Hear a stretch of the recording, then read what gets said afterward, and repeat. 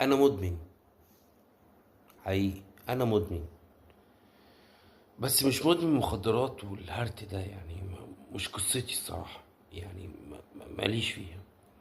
بس انا مدمن حاجة تانية خالص، انا مدمن هيب هوب، مدمن ثقافة الهيب هوب، مدمن ثقافة الهيب هوب اللي معظم الناس، او اعتقد ان في حد، يعني ناس كتير او ما تعرفش يعني ايه هيب هوب. ثقافة، من ضمن الثقافة دي هي فيها راب، فيها بريك دانس، فيها كذا حاجة يعني. بس انا بقالي اكتر من 20 سنة في الهيب هوب، وعايش تفاصيل الهيب هوب.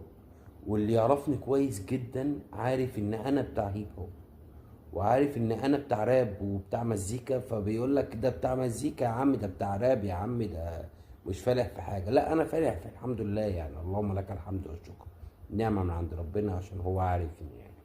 بس انا بتاع مزيكة الهيب هوب، واي حد عايز يجادلني او يتكلم معايا فيجادلني ويتكلم معايا في الهيب هوب. ما تجادلنيش في اي حاجه، لان ما اعرفش اي حاجه عن اي حاجه غير في الهيب هوب. عندي معلومات ضئيله، ممكن اخد منك معلومه، انت تاخد مني معلومه، بنكمل بعضينا. مش فارق مين فينا الطب، او مش فارق مين فينا رقم واحد يعني.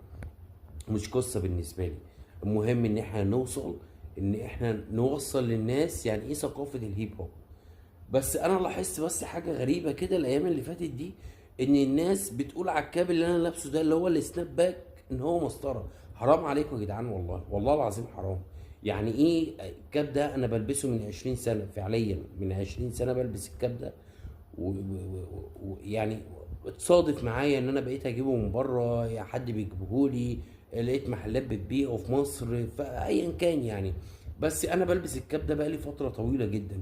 الكاب ده ما اسموش مسطره، مش اسمه مسطره، والله ما اسمه مسطره، اسمه سناب باك. سناب باك، سناب باك.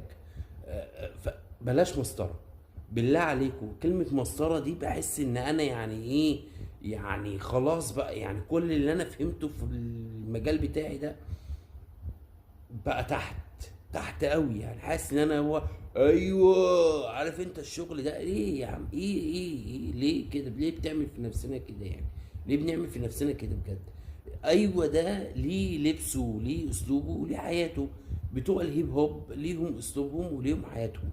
فبعد اذنكم، بعد اذنكم باللغه العربيه اهو، بعد اذنكم، ده اسمه كاب سناب باك.